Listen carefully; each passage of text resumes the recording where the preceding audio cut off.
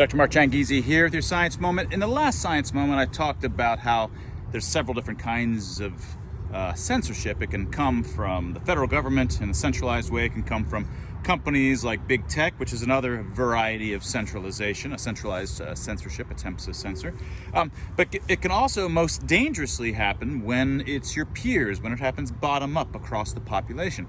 But another way, and I really intended to say it, I think in this way, and I really never got around to it.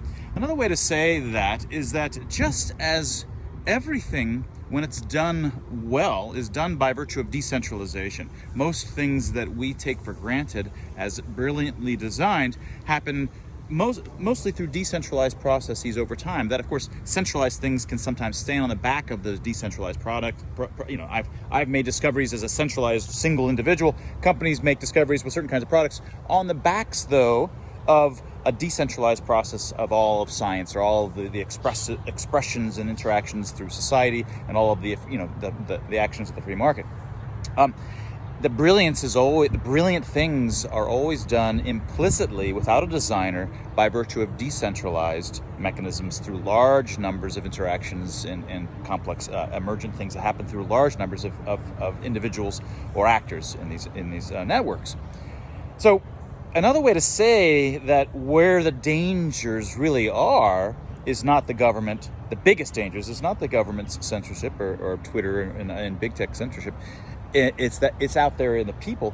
Is that if you really want to censor, just like if you really want to do, have a great economy, it has to be done. If censorship that's done well, in other words, really like greatly evil censorship, is done best of all when it's done across the population in a decentralized manner. Because then you have sensorial individuals everywhere. They're on each street corner. They're all around watching the speech at all of the hierarchical levels, at the level of the individuals within this block, with the higher reputation people within the city. They're keeping track of, in all places, all around, in a decentralized fashion, making sure that they're snitching on anybody who's deviating from the mainstream narrative. That's how you do anything well, including evil things that we don't like. It's always done by decentralized mechanisms. And this is another way to get at the difference between authoritarianism and totalitarianism.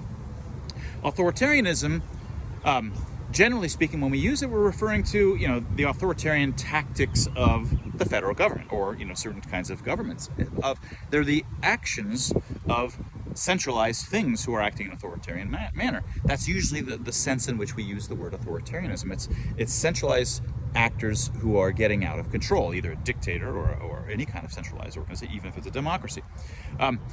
Totalitarianism is, we use it hither and thither in conversations, but really where things are totalitarian, in the sense that it's censored everywhere, and you have to watch what you're saying and watch what you're wearing and watch what you're doing, and it's all sides of you at all times.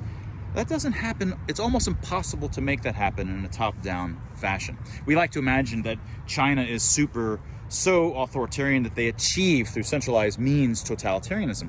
But I don't know if you've noticed, but just in the last few months, we see videos after videos that are coming out of China that are embarrassing to the Chinese government.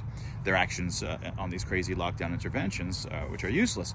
Now, they don't have a fine control over everything. To the extent that any state can, it's because they've whipped up some kind of new righteous group, this righteous religion that people want to be a part of, and they all feel like they individually have to police their neighbors and their loved ones and all the people around them.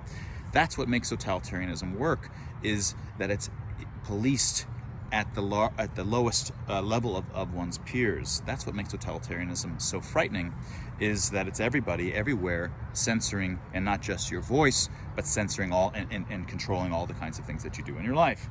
So even authoritarianism isn't particularly effective. Censorship is not particularly effective as things go unless it's decentralized. And when it's decentralized, it's truly desperately dangerous.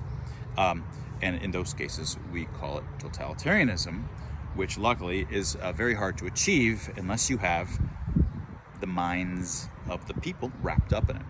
And so the first times that many of us in the West have ever seen anything close to this in our own lives was starting in March of 2020, when for the first time everywhere we had enforcers policing how you should think about COVID, how dangerous you're allowed to think that COVID is, what kinds of clothing that you can wear, how many people that you can have in your house, whether you're allowed out of the house at all.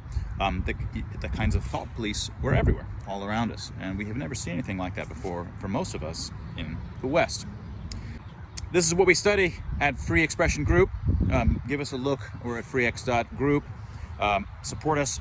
Subscribe to this YouTube channel. You can also follow me at Rumble, at Odyssey, Instagram.